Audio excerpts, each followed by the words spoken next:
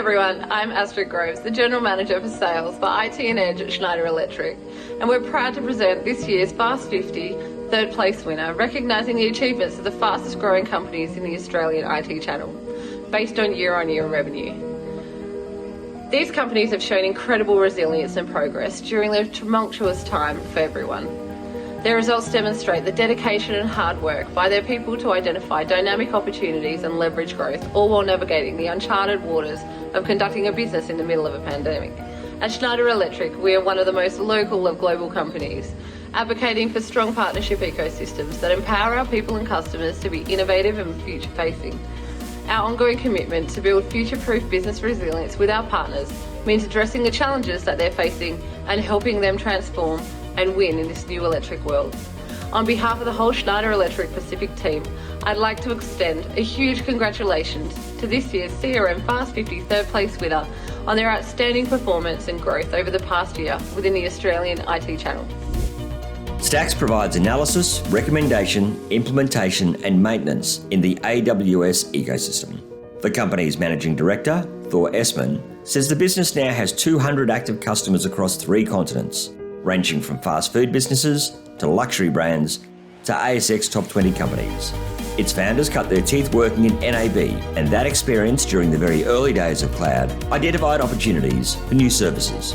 So little was available in terms of management tools to be able to actually help you manage things inside of Amazon. Particularly, the original name of the product was specifically geared towards where is your stuff in the cloud, because it was just so difficult to find. And when we left NAB and we started Stax, we realized that the tool sets to manage cost, risk, and compliance were missing. So we really focused on that. And about 4 years ago, we pivoted to growing the software stack to be a full operational cloud management platform. And that went from just a tool that you can do read-only things and be notified to being a full service operational platform that you can manage soup to nuts your Amazon Web Services environment.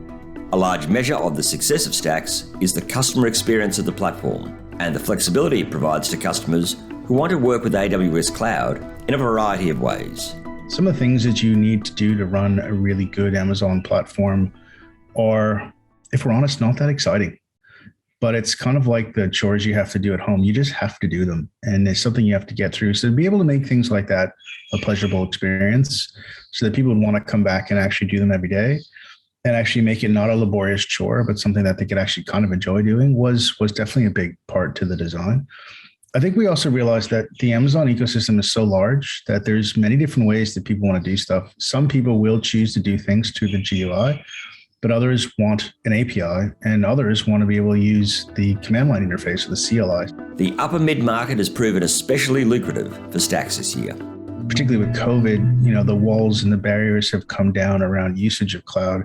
It's now that market that's probably accelerating the fastest, but we still see a massive extension inside that big enterprise market, and more also in the ISV market, where you have lots of software vendors that are needing to do very similar things to be able to run their software in the cloud, or to be able to actually offer as a service models, which Stax can enable and has done for a number of ISVs. So it's a really interesting space, and we're probably on Gen 4 of cloud now, and we're seeing just a lot of trends of, it's not a question of if you're going now, it's when and how quickly you can do that, how affordable it is, and how easy it is to maintain that and operate it. And that's why we feel very passionately about Stax and its place in that ecosystem. Essman is already planning for growth in the year ahead. Expansion for us has a few pieces to it. First is, as always, we're adding to the product.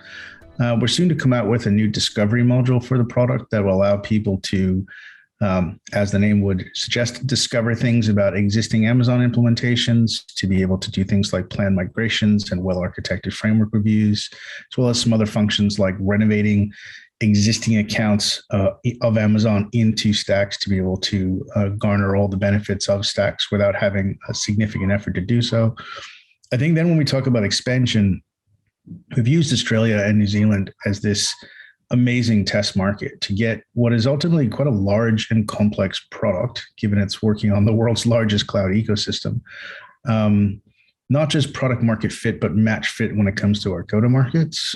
And as such, now that we feel we're just about there, you'll see us in the new year really focused on Southeast Asia as well as probably in America, hopefully 2022. We need to open some offices there and we need to really drive some traction, but it is made more difficult when you can't travel or travel is not as free as it should be. So, you'll probably see us push out through Singapore, through New Zealand, and then really make a left turn into Europe or a right turn into the US as soon as it's practical for us. Stax wants to take the expertise it's developed for businesses with hundreds of customers and scale that for business with tens of thousands or even hundreds of thousands of customers. The ability for us to get that to a couple of thousands or tens of thousands or hundreds of thousands of customers is absolutely there.